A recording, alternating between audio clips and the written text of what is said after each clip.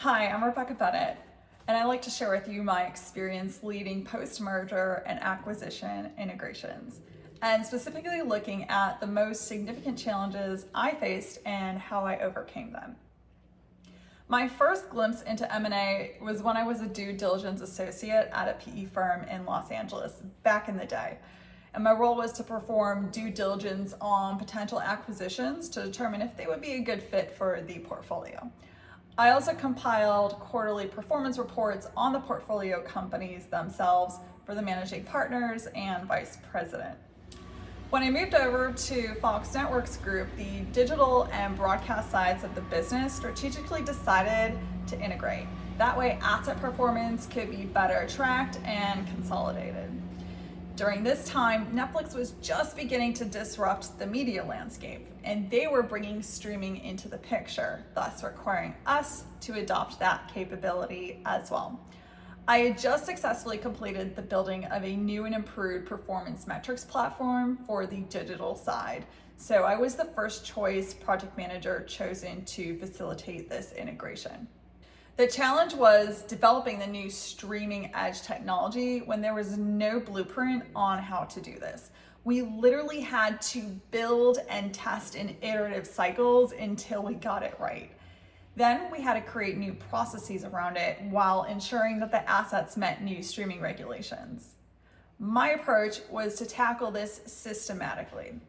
I started with the technology because I knew that's where we would have the most limitations.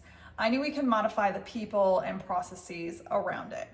So first, I performed a vendor assessment to select the right technologies that would work for both sides of the business.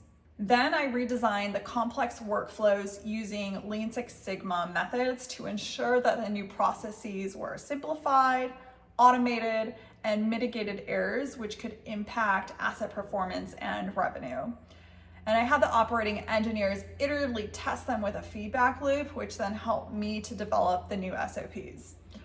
Once in place, I implemented a cross-training program and a change management program for the operations team so that they could adopt the new SOPs and technology while also building in operational agility and resilience. As a result, we successfully integrated the two sides of the business in the span of a year with minimal impact to revenue and asset performance due to the careful risk planning and mitigation I did. After Fox, I played a leadership role in both the integrations of the sales and marketing agency Acosta as well as McKesson, a healthcare solutions firm, while I was a senior consultant at Ernst & Young. I actually leveraged an M&A class I took in my MBA program led by PwC consultants that gave me a framework for planning and implementing M&As that I still use to this day. At Acosta, I was charged with formulating and managing the cutover plan for their HR information system integration of 3 acquired companies for this $2 billion firm.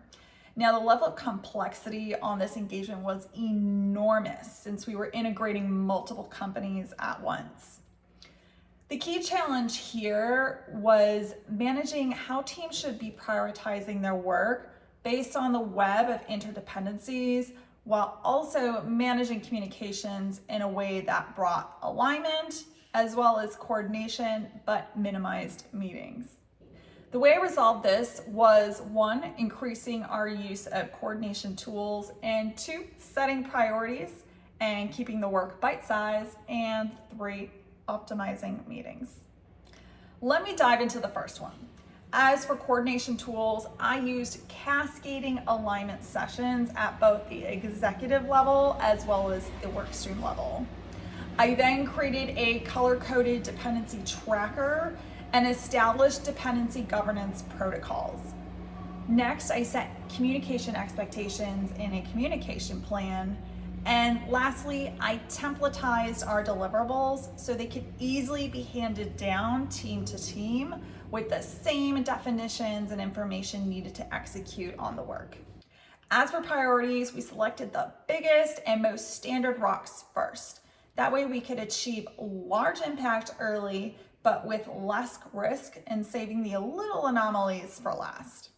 It was important to identify a predictable burn rate per work stream in order to better manage how dependencies could impact the delivery timeline. So I developed a process to funnel our work through a pipeline of prep, do, review, and sign off while keeping it bite-sized. As for meeting optimization, managing meeting time definitely comes under the microscope on large integrations since so many resources are deployed at once. Managing to a delivery timeline becomes an even greater risk the more resources and dependencies there are. Therefore, I had to create a meeting schedule for all of the teams where I optimized meeting times against when I could get the most key stakeholders together at once. I also set meeting prep expectations and protocols for different meeting types for the workstream leads to maximize their time with their stakeholders. As a result, I was able to reduce the meeting times by nearly 20 hours weekly, as well as improve coordination and alignment, thus allowing Acosta to accelerate their intended $470 million value capture while keeping integration costs low. For the McKesson engagement, I led and delivered the IT integration for their joint venture within a matter of months, thus enabling this $275 billion company to accelerate their value capture of the $200 million transaction.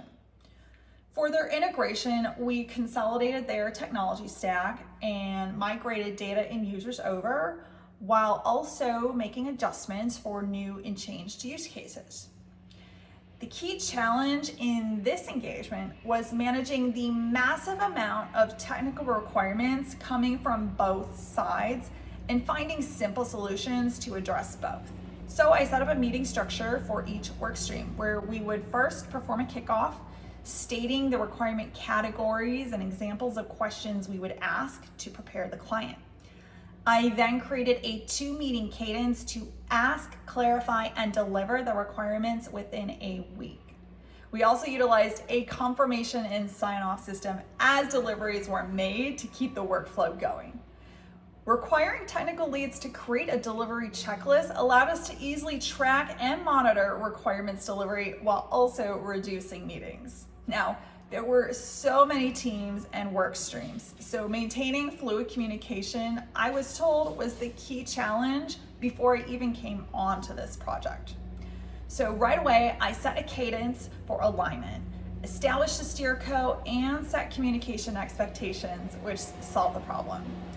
Additionally, templatizing deliverables was also valuable as it gave the implementation team a structure for organizing their work once we handed them over the plan.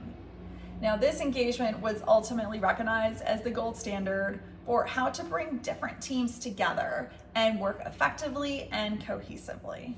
With each project, I've built on new learnings to my foundation over the past 15 years, and I look forward to helping more companies with their M&A integrations.